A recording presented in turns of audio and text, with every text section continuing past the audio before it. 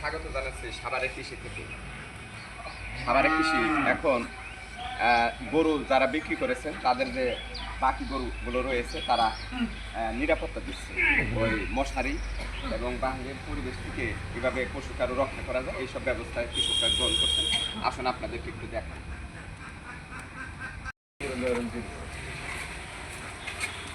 হাতের ফুল দিয়ে